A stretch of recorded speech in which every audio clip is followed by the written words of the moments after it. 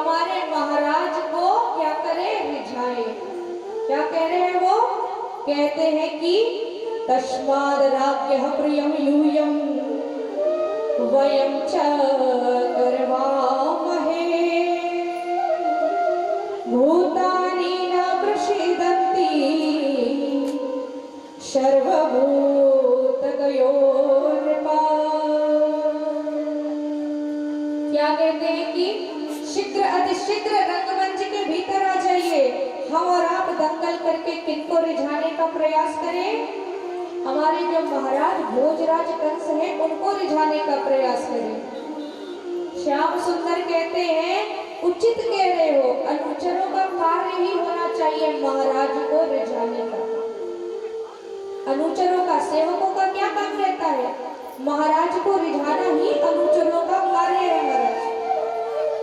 यहाँ श्याम सुंदर अपने आप को महाराज सिद्ध कर रहे हैं, अपितु अपने आप को महाराज सिद्ध कर रहे हैं, ना कि इनको, ना कि भोजराज कंस को। क्या कह रहे श्याम सुंदर? उचित कह रहे हो, अनुचरों का, सेवकों का कार्य होता है कि वो राजाधिराज की क्या करे, सेवा करे, उनके प्रति क्या करे, सम्मान करे और उन्हें प्रशंसा प्रदान करे। उन्हें क्या करे, रुझान, उनकी रुचि बढ़ाए, उनका मनोरंजन करे, दिलजोई करे। यही कार्य रहता है किनका? समस्त सेवकों का। भगवान श्याम सुंदर अपने आप को अगला शासक नियुक्त कर रहे हैं, शासक घोषित कर रहे हैं। और चारों से भिड़ गए श्याम सुंदर, मुष्टिक से भिड़ गए कौन? बलभद्र जी महाराज। दोनों का बड़ा भीषण युद्ध होता है और चारों पर भारी पड़ गए श्याम सुंदर, मुष्टिक पर भारी पड़ गए कौन? बलभद्र जी महाराज। और इस प्रकार चारुण और मुष्टिक का वध लीला संपन्न हो गया। वध लीला संपन्न होती है तत्पश्चात जैसे ही वध लीला संपन्न हुआ कि पीछे से 3 पहलवान और आदम के नाम है कूट, शल और कौशल।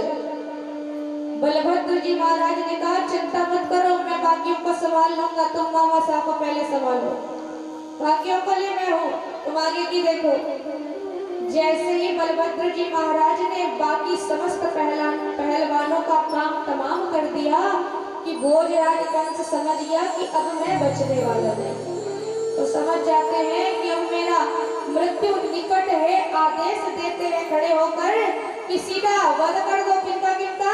नंद बाबा का, क्योंकि वो भी आए थे। नंद बाबा का वध करो, वसुदेव का वध करो, देवी देवकी का वध करो और उग्रसेन महाराज का भी वध कर दो, मेरे पिता का भी वध कर दो। और साथ ही साथ ये जो छोरा इधर ब्रजवासी बनकर आया है, अपने आप को महान योद्धा सिद्ध कर रहा है, सबका वध करोगे तो ये अपने आप ढीला ढाला पड़ जाएगा, ये अपने आप इसका बल चला जाएगा, ऐसा आदेश देते हैं। श्याम सुंदर ने जैसे ही देखा कि इसकी जो कुदृष्टि है पुनः मेरे माता पिता और मेरे नाना जी के ऊपर है, तो ये क्या करते हैं, दौड़ते हुए भागते हैं और बड़ी तीव्र गति से छलांग लगाकर भोजराज कंस के सिंहासन के पास पहुंच गए। भोजराज कंस के सिंहासन के पास पहुंचे, उन्हें एक मुष्टिका का प्रहार करते हैं कि भोजराज कंस का मुकुट कहाँ गिर जाता है? सीधा दंगल के मैदान में। दंगल के मैदान में भोजराज कंस का मुकुट और श्याम सुंदर उनके गर्दन को खींचते हुए कहाँ लेकर चले गए? दंगल की भूमि में। भोजराज कंस अपने मुकुट के साथ साथ दंगल की भूमि में गिर पड़े और श्याम सुंदर पृथ्वी का पूरा भार अपने घुटनों पर लेकर कूद पड़ते हैं। जैसे ही श्याम सुंदर मामा सा की छाती पर कूद पड़े कि उसी समय उनका देह शांत हो जाता है। बोलिए श्री शौर्या सेठ की जय, भक्तवत्सल भगवान की जय। कंस का मर्दन कर, मामा साहब कंस का वध कर भगवान श्याम सुंदर अपने आप को मथुरा का नरेश घोषित करने जा रहे हैं। जैसे ही घोषित करने जाते हैं कि श्री शुकदेव मुनि महाराज कहते हैं कि जो श्याम सुंदर है उन्हें स्मरण आता है किनका? अपनी माँ और अपने पिता का। वसुदेव और देवी देवकी का स्मरण करते हैं, कहते हैं कि नरेश बनने से पहले मैं किनके चरण स्पर्श करूं? अपने माता पिता का चरण स्पर्श करूं। माता पिता का चरण स्पर्श करने के लिए कारागार में प्रविष्ट होते हैं। श्री सुखदेव मुनि महाराज कहते हैं कि मातरम पितरम च एवा मोचित वातवंतराता कृष्ण रामो वंदते शीर्षा स्पर्शपादयो। देवी देवकी और वसुदेव महाराज को भगवान राम और श्याम साष्टांग प्रणाम करते हैं। ये जो साष्टांग प्रणाम करने का विधान है ये किनके लिए है? केवल पुरुषों के लिए है। महिलाओं के लिए साष्टांग प्रणाम करने का विधान नहीं है महाराज। कहते हैं कि जो स्त्रियों का वक्षस्थल है और उनका जो गर्भ है वो एक साथ भूमि देवी पर स्पर्श नहीं होना चाहिए, वरना देवी पृथ्वी को भार लगता है। जैसे कहते हैं ना, सिंदूर नहीं गिराना चाहिए पृथ्वी पर, माँ भूदेवी को भार लगता है। ठीक उसी प्रकार वक्षस्थल और गर्भ ये दो का एक साथ स्पर्श नहीं किया जाता। किनके साथ? भूदेवी के साथ। इसलिए साष्टांग प्रणाम करने का विधान केवल पुरुषों के लिए है, स्त्रियां आड़े ही प्रणाम करती है महाराज। उचित। तत्पश्चात भगवान मधुसूदन ने और बलभद्र जी महाराज ने अपने माता पिता को साष्टांग प्रणाम किया। रुदन करते हुए कहते हैं मेरे कारण आपको इतना दुख भोगना पड़ा। अरे मैं योग्य था, मैं अखिल ब्रह्मांड नायक हूँ, फिर भी मैं आपके पास आ ना सका क्योंकि मुझे लीला रचनी है। क्षमा दान मांगते अपने माता पिता से, कहते हैं कि मैंने क्या कर दिया? भोजराज कंस का वध कर दिया। क्या कह रहे हैं प्रभु? मैंने भोजराज कंस का वध कर दिया है। कहते हैं कि मैं तो बच्चा था, मुझे तो ज्ञान ही अभी अभी हुआ है कि आप मेरे माता, आप मेरे पिता, लेकिन आपको तो ज्ञान था। अरे आप तो छूट गए थे कारावास से, आप तो एक बार आ सकते थे मुझसे मिलने के लिए, एक बार आप आ जाते। देवी देवकी कहती है था तो तू हमारे बड़े निकट ही, लेकिन तेरी जो गोकुल नगरी है ना हमें बहुत दूर लगती थी। हमें इतनी दूर लगती थी कि हम कभी जा न सके। क्यों? भय था हमें कि हम यदि तुझसे मिलने चले जाएंगे तो पीछे पीछे कंस का भेदिया हमें भी पकड़ लेगा और तुझे भी पकड़ लेगा। अब जब तू योग्य हो गया है तो तुझे बुलाने की आवश्यकता ही नहीं पड़ी। तू योग्य हो गया और तूने आकर क्या कर दिया महाराज? कंस का उद्धार कर दिया। देवी ने क्या किया? देवी कहती है कि तुमने कंस का उद्धार किया, कंस का वध किया, ऐसा नहीं कह रही, क्योंकि भगवान जिन पर स्पर्श करे, चाहे प्रेम से, चाहे भक्ति से, चाहे क्रुद्ध अवस्था में, चाहे शत्रु के रूप में भगवान किसी को स्वीकारे, चाहे प्रेमी के रूप में स्वीकारे, भगवान सबका उद्धार ही करते हैं। तो आइए, कौन कौन भगवान श्याम से उद्धार करना चाहते हैं? कौन कौन चाहते हैं प्रभु श्याम आप सबका उद्धार करें? वाह महाराज, सबके हाथ खड़े हो गए, लेकिन एक भी जन अभी तक उद्धार करने के लिए वृंदावन नहीं गए महाराज। बहुत ही कम लोग का हाथ उठ रहा है। कौन कौन वृंदावन गया भैया? पूरे पूरे हाथ उठाकर बताओ। अरे बाप रे, बहुत ही लोग गए हैं। चलो महाराज, लेकिन फिर भी दोबारा वृंदावन जाने की जिनकी इच्छा है, जो जा न पा रहे हो, तो बोलते बोलते जाना कि बड़ी दूर नगरी हो सावरे, तेरी जो दूर नगरी है ना वृंदावन, मुझे बहुत दूर लागे से। तो आइए मीठे मीठे भजनों के साथ।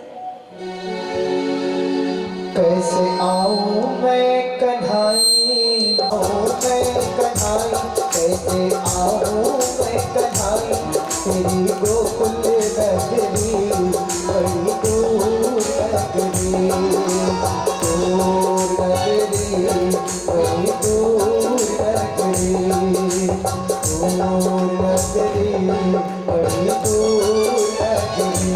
कैसे आऊं मैं कन्हाई, कैसे आऊं मैं कन्हाई, तेरी गोकुल नगरी बड़ी दूर नगरी, बड़ी दूर नगरी। जय हो।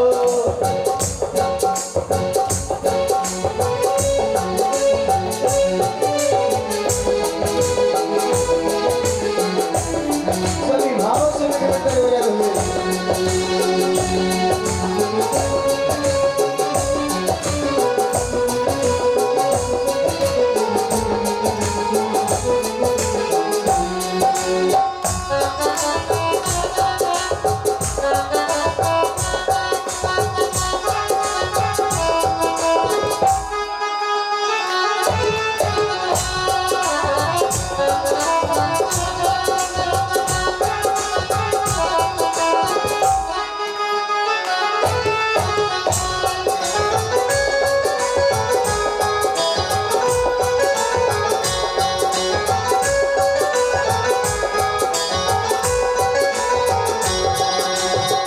रात में आओ कधा कर मोहे लागे, रात में आओ कधा कर मोहे लागे, हीनों को जाओ कोई देखे दुनिया सारी, हीनों को जाओ तो देखे दुनिया सारी। दूर नगरी बड़ी दूर नगरी, दूर नगरी बड़ी दूर नगरी, कैसे जाऊं मैं कन्हाई, कैसे आऊं मैं कन्हाई, तेरी गोकुल नगरी, तेरी गोकुल नगरी, तेरी गोकुल नगरी बड़ी दूर नगरी।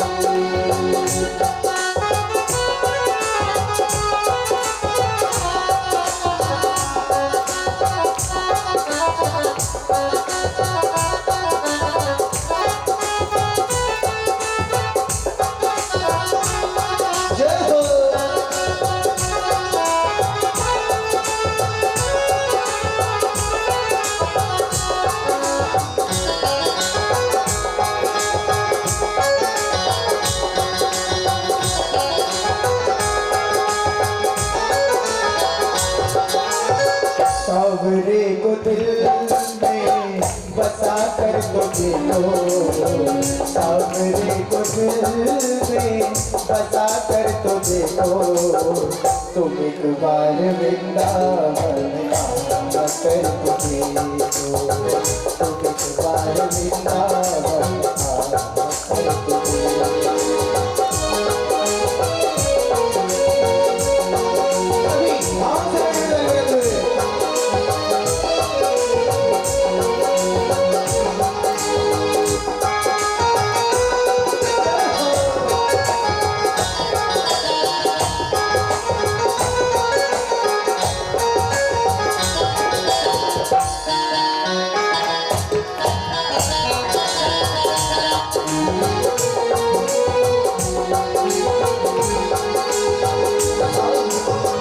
बड़ा ही दयालु है बाके बिहारी, बड़ा ही दयालु है बाके बिहारी, दुनिया से मन को हटा कर तो देखो, दुनिया से मन को हटा कर तो देखो, सावरे को दिल में बसा कर तो देखो, सावरे को दिल में बसा कर तो देखो, तेरे दम के दम से हटा कर तो देखो, तुम एक बार वृंदावन जाकर मिलो।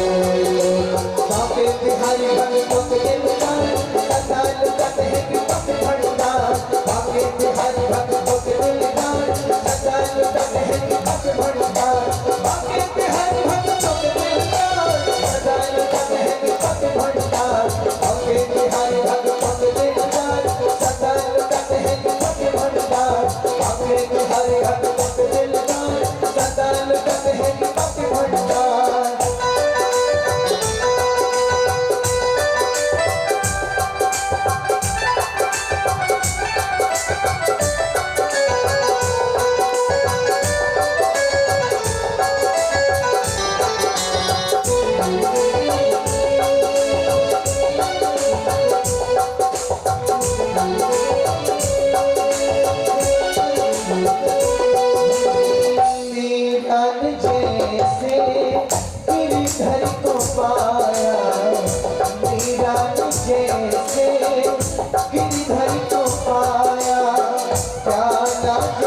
चेहरे का अमृत बनाया, प्याला चेहरे का अमृत बनाया, प्याला चेहरे का अमृत बनाया, प्याला चेहरे का अमृत बनाया। तुम अपने हाथी मिटा कर तो देखो, तुम अपने हाथी मिटा कर तो देखो, तुम एक बार वृंदावन जाकर तो देखो, तुम एक बार वृंदावन जाकर तो देखो। भागे बिहारी भागे भक्त दिलदार, सदा लुटाते हैं भक्त भंडार, भागे बिहारी भक्तों के दिलदार, सदा लुटाते हैं भक्त भंडार।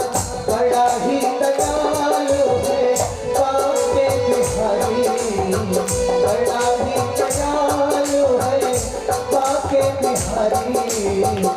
दुनिया से मन को हटा कर तो देखो, दुनिया से मन को हटा कर तो देखो, सामने को दिल में बसा कर तो देखो, सामने को दिल में बसा कर तो देखो। तुम तुम्हारी वृंदावन जा कर तो देखो, तुम तुम्हारी वृंदावन जा कर तो देखो, तुम तुम्हारी वृंदावन जा कर तो देखो, तुम तुम्हारी वृंदावन जा कर तो देखो। बोले बाकी सेठ जी, आपसे भी निवेदन है, अभी शीघ्रता से मंच पे पहुंच करके आशीर्वाद ग्रहण करने का कष्ट करेंगे। बोलिए श्री शौर्या सेठ की, श्री द्वारिकाधीश भगवान की तुम्हारा। देवी देवकी कहती है कि हमें तुम्हारी जो नगरी थी गोकुल वो बहुत दूर लगती थी। क्यों? हमें भय था कि हमारे वजह से तुम खतरे में न पड़ जाओ, भोजराज कंस तुम पर आक्रमण न कर दे, तुम्हारा वध न कर दे, इसलिए हम क्या करते थे महाराज, तुमसे कभी मिलने का प्रयास भी नहीं करते थे।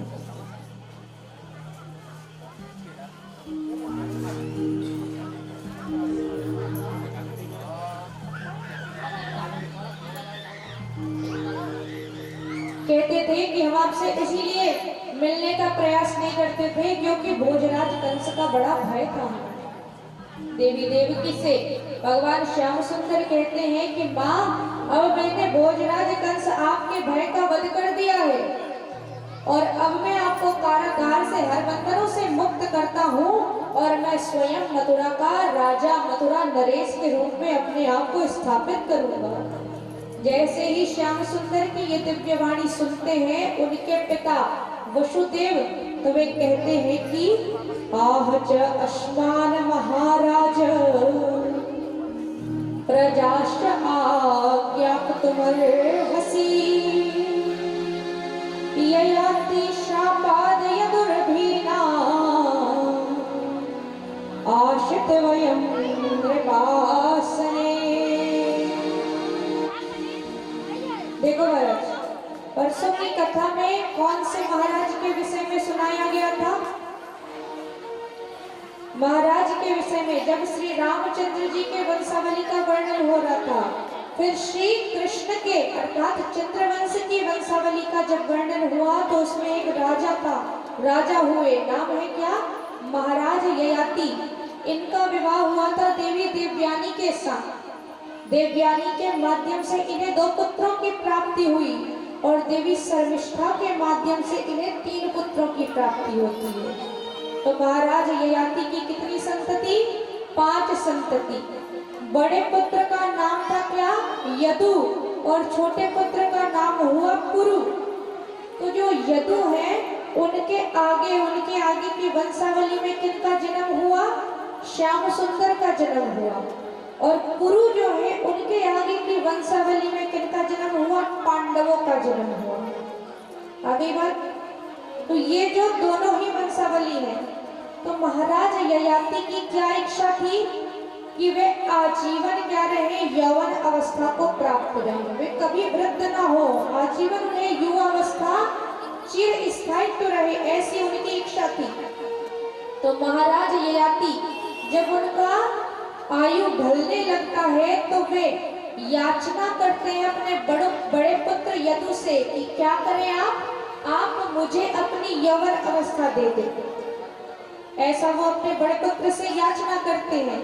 बड़े पुत्र ने कहा कि मैं प्रकृति के विरुद्ध कोई कार्य नहीं करूंगा, चाहे आप मुझे मृत्यु दंड भी क्यों ना दे दें, लेकिन मैं प्रकृति के विरुद्ध कार्य नहीं करूंगा। जब जैसी अवस्था आती है तब तैसी ही अवस्था आवेगी, मैं आपको अपनी युवावस्था नहीं प्रदान कर सकता।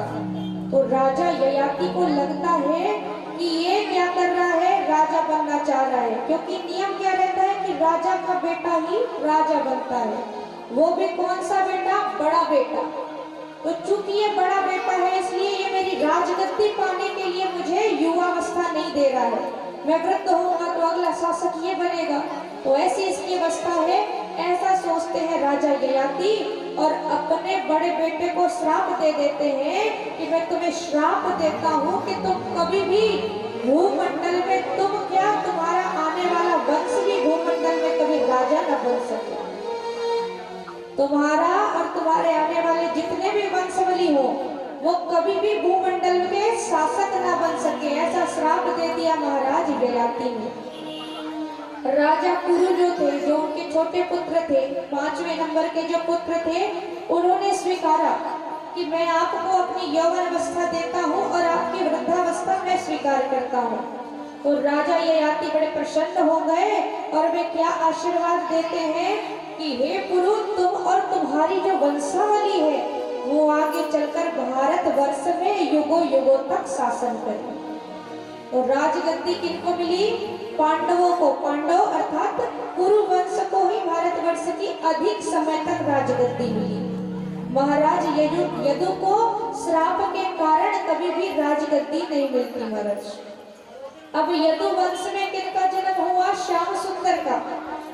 तो उनके पिता वसुदेव कहते हैं कि रे श्याम, चूंकि हमारा जन्म यदुकुल में हुआ है इसलिए हम राजा नहीं बन सकते, तुम मथुरा के नरेश न बनो, अपितु तुम इस गादी को किनको समर्पित कर दो? नाना सा उग्रसेन महाराज को समर्पित कर दो। ऐसा कहते हैं कौन? वसुदेव।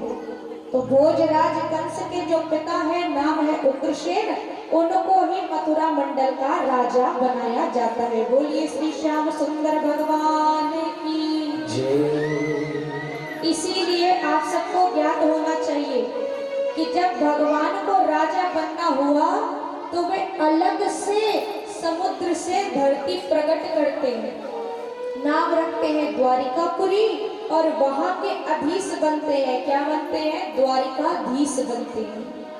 और जैसे ही श्याम ने अपना लीला संवरण किया कि द्वारिका नगरी भी समुद्र में डूब गई, तो ये अलग से धरती भगवान ने प्रकट की थी। कहां से? समुद्र देवता से मांग कर। अब ये जो समुद्र देवता है वो मना कैसे करते? भाई जवाई यदि ससुर से कुछ मांगे तो कैसे कोई ससुर मना कर सके? ससुर कैसे? लक्ष्मी माता के पिता कौन है? समुद्र देव। भगवान विष्णु है उनके जवाई, तो ससुर अपने जवाई की बात कभी टाल नहीं सके महाराज, इसलिए उन्होंने एक ही बार में तुरंत भगवान को भूमि दान कर दी। बोली श्री द्वारिकाधीश भगवान की जय। उग्रसेन महाराज को पद, राजा का पद देकर अब श्याम सुंदर क्या करते हैं महाराज? भगवान श्याम सुंदर अपने नंद बाबा से, नंद राय से मिलने के लिए जाते हैं। नंद बाबा से मिलने के लिए गए। नंद बाबा बोलते हैं कि तुम मुझे लौटा रहे हो, तुम मुझे वापस ब्रजधाम भेज रहे हो, बदलाव तुम कब आओगे? वो पूछते हैं कि मैं तो चला जाऊंगा उचित है, पर तुम कब आओगे? तो श्याम सुंदर कहते हैं कि मैं कल आ जाऊंगा। क्या कहते हैं वो? कि कि मैं कल आ जाऊंगा। अब ये बताइए, जीवन में कभी कल आता है? जीवन में कभी कल नहीं आता। भगवान ने सांकेतिक भाषा में कहा कि मैं कल आऊंगा, अर्थात मैं कभी वृंदावन नहीं आऊंगा। क्या कहते हैं? कि मैं कभी वृंदावन नहीं आऊंगा। और भगवान उसके पश्चात कभी भी वृंदावन गमन नहीं कर सके। बोलिए श्री शंवरिया सेठ की। अब श्री शुकदेव मुनि महाराज कहते हैं कि भगवान की आयु हो चली 12 वर्ष की। 12 वर्ष की आयु हुई तो 12 वर्ष में क्षत्रिय इत्यादि समाज के लोग क्या करते हैं? अपने बालकों का यज्ञोपवीत संस्कार करते हैं, जनेऊ, उपनयन संस्कार। तो उपनयन संस्कार किया गया राम और श्याम का, और गायत्री उपदेश दिया जाता है किनको? भगवान श्री श्याम को। किनके द्वारा? गर्गाचार्य जी के द्वारा। महर्षि गर्गाचार्य गायत्री उपदेश देते हैं और यज्ञोपवीत धारण करवाते हैं श्याम और राम दोनों को। तत्पश्चात अब उम्र हो चली कहाँ जाने की? गुरुकुल जाने की। तो श्याम सुंदर गुरुकुल के लिए प्रविष्ट होते हैं। श्री शुकदेव मुनि महाराज कहते हैं कि अथो गुरुकुले वाशम इक्षणताव उपजगमं तुः काश्यं शान्तिपनं नाम अवन्तिपुरवासिनम्। किनको ज्ञात है कि भगवान श्याम के गुरु कौन थे? भगवान श्याम के गुरु का नाम है सांदीपनी मुनि। रहते कहाँ थे? उज्जैन नगरी में, अवंतिकापुरी में। उज्जैन नगरी में श्याम सुंदर के गुरु रहते थे और वहीं श्याम ने अपना अध्ययन करने के लिए उसी गुरुकुल का चुनाव किया। श्याम सुंदर उज्जैन नगरी जाते हैं, सांदीपनी मुनि से 64 दिनों में ही 64 कलाएं सीख जाते हैं महाराज। आज भी कभी आप सब उज्जैन नगरी जाएं तो वहाँ पे सांदीपनी मुनि का आश्रम है, बड़ा सुंदर आश्रम है। और वर्तमान में वहाँ पर पूरे प्रांगण में 64 कलाओं के विषय में ज्ञान प्रदान करने के लिए सचित्र वर्णन कर दिया गया है। 64 कलाओं का चित्र के रूप में वर्णन किया गया है कि कौन कौन सी कलाएं 64 कलाएं के भीतर आती हैं। तो अभी गए थे न्यू ईयर के टाइम पे, तो वहाँ इन सारी झांकियों का दर्शन करके आए महाराज। पहले इतना नहीं था। अभी जब से योगी इत्यादि जी की सरकारें जब से आई हुई है, तब से ही कुछ न कुछ धार्मिक स्थलों पर नवीन परिवर्तन किए जा रहे हैं महाराज। तो ये सारी सुंदर सरकार के आने के कारण है। तो ऐसी सुंदर झांकी निर्मित हुई है कहाँ? सांदीपनी मुनि के आश्रम में। वहाँ भगवान श्याम सुंदर 64 दिन में 64 कलाएं सीख गए। अब ये 64 कलाएं कौन है? आप जो वेदियों में 64 योगिनी की पूजा करते हैं ना, यही 64 कलाएं हैं। तो भगवान ने प्रतिदिन एक योगिनी को सिद्ध किया, एक कला को सिद्ध किया, और इस प्रकार अल्प समय में ही भगवान ने पूर्ण अध्ययन स्वीकार कर लिया। बोलिए श्री श्याम सुंदर भगवान की जय। तत्पश्चात अब भगवान अपने गुरुवर के पास जाते हैं, अपने गुरुवर के सन्निकट जाते हैं, कहते हैं कि बतलाइए क्या दूं दीक्षा में। देखिए महाराज, गुरु से यदि कुछ लेते हैं, अध्ययन के रूप में कुछ भी दिया जाता है तो गुरु को दक्षिणा दी जाती है। यदि दक्षिणा नहीं दोगे तो वो जो अध्ययन है वो फलेगा नहीं, समय पर फलता नहीं है। जैसे कि सूर्यपुत्र कर्ण के साथ हुआ था, उन्होंने अपने गुरु को दक्षिणा नहीं दी, क्योंकि परशुराम जी संकल्प ले रखे थे कि मैं केवल ब्राह्मण पुत्रों को ही क्या दूंगा? ब्राह्मण पुत्रों को ही युद्ध कौशल की शिक्षा दूंगा। अब ये कौन थे? सूत बालक थे। तो इन्हें चूंकि परशुराम महाराज को ज्ञान हो गया कि ये क्षत्रिय बालक हैं और सूत के घर में क्या कर रहे हैं? निवास करके वही अपना पालन पोषण इत्यादि कर रहे हैं। तो इसलिए परशुराम ने श्राप दिया कि हे सूर्यपुत्र कर्ण, जब तुम्हें वास्तविक में आवश्यकता पड़े तब मेरी दी हुई विद्या तुम्हारे काम ना आए, मेरी जो विद्या है वो निष्फल हो जाएगी। श्याम सुंदर कहते हैं बिना दक्षिणा दिए यदि यहाँ से लौट गया तब तो मेरी ये विद्या किसी काम की नहीं रहेगी। तो मैं चाहता हूँ कि आप मुझसे दक्षिणा मांग लीजिए। गुरुवर कहते हैं मुझे तो थारे से दक्षिणा में कुछ नहीं चाहिए, मुझे तुमसे कुछ नहीं चाहिए। हाँ, गुरु माता की कोई इच्छा है, तुम क्या करो, गुरु माता के पास चले जाओ, उनकी कुछ इच्छा है वो तुमसे निवेदित कर देंगे। भगवान श्याम सुंदर देवी गुरु माता के पास जाते हैं, महर्षि सांदीपनि की भार्या के पास जाते हैं, गुरु माँ के पास जाके कहते हैं कि माँ क्या चाहिए आपको मुझसे, क्या लेना चाहती है दक्षिणा में आप। माँ कहती है कि जब से तू आया है छोरा मुझे तेरी आदत पड़ गई, अब तू इतनी जल्दी सारी चीजें सीख लिया, अब तू यहाँ से लौट जाएगा और मैं तेरे इस स्थान को कैसे इस जो रिक्त स्थान है इसकी पूर्ति कैसे करूंगी, इसलिए तू क्या कर मेरे लिए, जो मेरा मरा हुआ पुत्र है उसे मुझे जीवित करके दे दे। गुरु माता निवेदन करती है। श्याम सुंदर कहते हैं कहाँ था तोरा छोरा, अरे कहा उसने अपना देह शांत किया। माता कहती है प्रभास क्षेत्र में, वहीं जाकर के पता करो और वहीं मेरा पुत्र तुम्हें प्राप्त हो जाएगा। भगवान दौड़े भागे चले गए कहाँ, प्रभास क्षेत्र। प्रभास क्षेत्र में जाते हैं अर्थात गुजरात में जाते हैं और भगवान क्या करते हैं, समुद्र देवता से कहते हैं कि मैं चाहूँ आप मेरे गुरुपुत्र को वापस दे दीजिए, मैं चाहता हूँ कि आप मेरे गुरु भाई को वापस कर दीजिए। गुरु माता का आदेश है, उन्होंने मुझसे दक्षिणा में अपने मरे हुए पुत्र को मांगा है, तो मैं चाहता हूँ आप मुझे उनका संकेत दीजिए कि वो है कहाँ। समुद्र देवता साक्षात प्रकट होते हैं, कहते हैं कि मैंने उनका आहार नहीं किया, आपका जो गुरुपुत्र है वो अवश्य आया था यहाँ पर मेरे लहरों ने उनका कोई बिगाड़ नहीं किया महाराज। उनके ऊपर झपट्टा मारा था किसने, पंचजन्य नामक शंखासुर ने। तो आप उनके पास जाइए, वो मिल जाएगा, वहां पे आपको मिलेगा। भगवान श्याम सुंदर समुद्र के भीतर प्रवेश करते हैं और शंखासुर, पंचजन्य शंखासुर का जो उदर है उसे विदीर्ण कर देते हैं। अब पेट फाड़ दिया भगवान ने, देखा कहाँ है, तो कहीं भी नहीं। पंचजन्य शंखासुर कहता है मरने से पहले पूछ तो लेते, अरे मैंने नहीं लिया है, एक बार पूछ लेते महाराज। मैंने उनका भक्षण जरूर किया था, लेकिन मरने के बाद आदमी कहाँ जाता है, यमलोक में जाता है, मेरे गर्भ में थोड़ी रहेगा वो। मुझे बेवजह ही मार डाला, अब जब भी बेवजह मार डाला तो मेरा कुछ काम भी करो। भगवान कहते क्या काम बनाओ तेरा, कहते हैं कि मुझे अपने निज संत के रूप में स्वीकारो।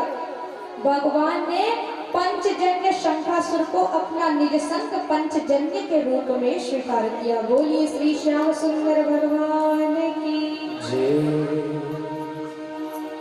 अपने निज संत के रूप में स्वीकारते हैं। दुआ करेगा अपने निज संत के रूप में पंचजन्य शंख को स्वीकारते हैं। तत्पश्चात श्याम सुंदर अब यमलोक यमपुरी विभावरीपुरी में प्रवेश करते हैं।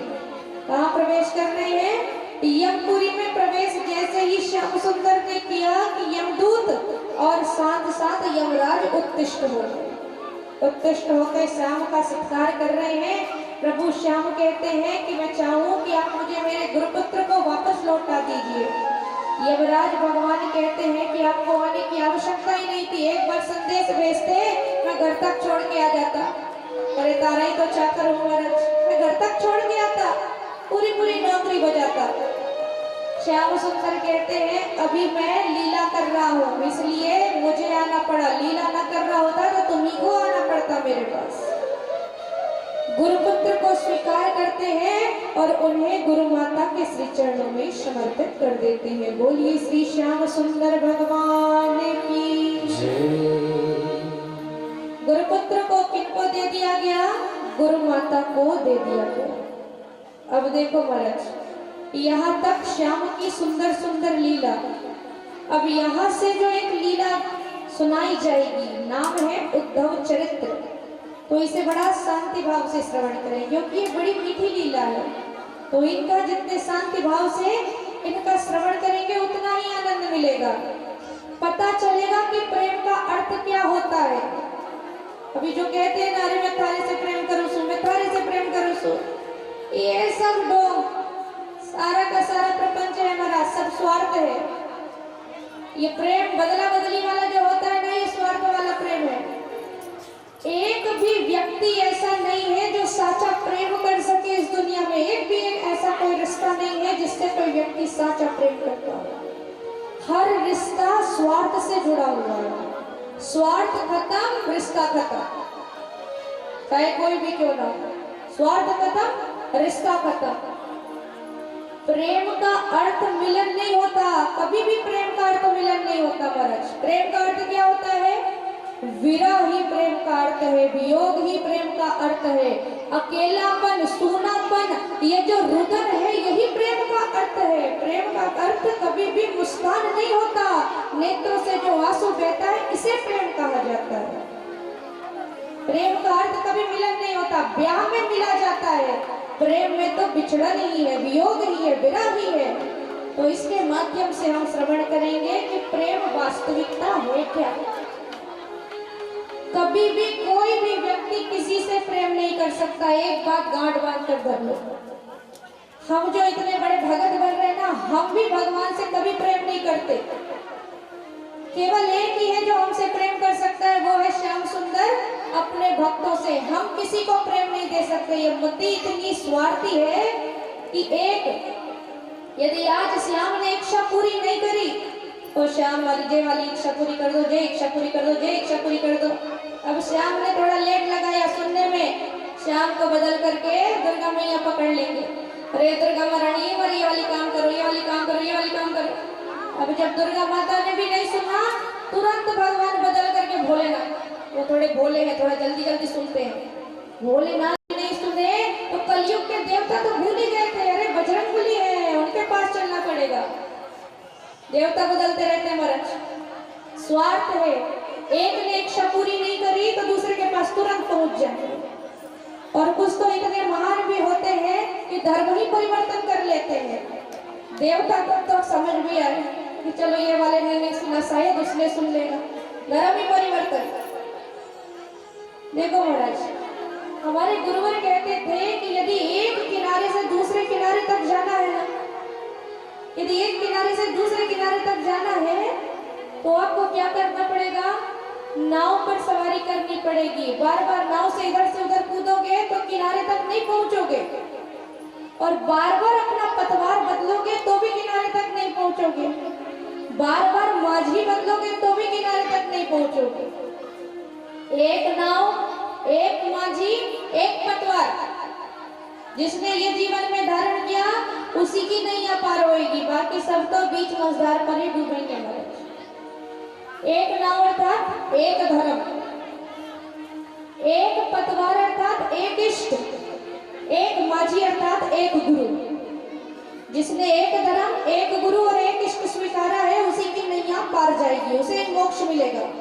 बार बार इधर से उधर भगवान बदलना, गुरु बदलना, धर्म बदलना, ये उचित नहीं है, ये स्वार्थ बुद्धि को दर्शाता है। तो एक पर टिक जाओ। अब जब आकर के पूरे पंडाल वासी इधर बैठ ही गए हो तो आज से शाम को ही अपना इष्ट मान लो। हम ये नहीं कह रहे, जो भगवान अच्छा लगे उन्हें अपना इष्ट मान लो, लेकिन एक इष्ट मानो, एक गुरु मानो और एक धर्म पर अडिग रहो। यदि 45 दिवस तक ऐसा कर लिया, नहीं अपने आप पार लग जाएगी। करना कितने दिन है? केवल 45 दिवस तक, उसके बाद नहीं करना, उसके बाद तो अपने आप होएगा। केवल हमको लग करके 45 दिवस तक करना है, बाकी का काम अपने आप हो जाएगा महाराज। तो इतना तो आपको करना पड़ेगा।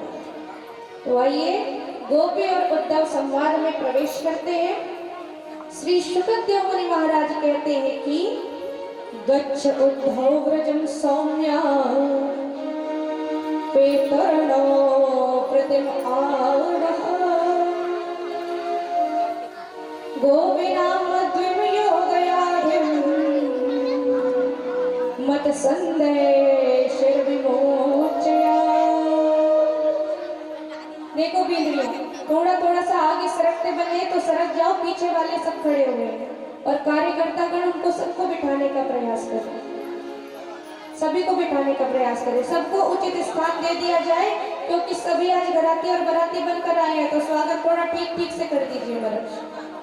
देखो भाई, बराती नाराज ना हो जाए, तो कार्यकर्ता थोड़ा सा विशेष ध्यान दें। तो महाराज, एक समय की बात है, श्री सुखदेव मुनि महाराज कहते हैं कि जो देवी यमुना महारानी है ना, वो वृंदावन से भी दिखती है और मथुरा से भी दिखती है। तो एक दिन श्याम सुंदर जब अपने गुरुकुल से वापस लौट कर आते हैं, कहाँ? अपने निज भवन मथुरा में, तो मथुरा की अटारी पर चढ़ गए। वो अटारी से चढ़ने के सामने वृंदावन दिखने लग गया। उस समय की अटारी बहुत बड़ी होती थी और वृंदावन कहाँ? नीचे। तो उस अटारी से श्याम सुंदर यमुना के तट को देख रहे हैं और थोड़ी थोड़ी सी वृंदावन की भी झलकी दिख रही है। श्याम सुंदर बड़े व्याकुल हो जाते हैं। आज उन्हें किनकी याद आ रही है? देवी यशोदा की याद आने लगी। यमुना को देखने साथ ही श्याम सुंदर को अपनी गौ माताओं की याद आने लग गई, व्रजांगनाओं की याद आने लग गई, गोवर्धन की याद आने लग गई, गोप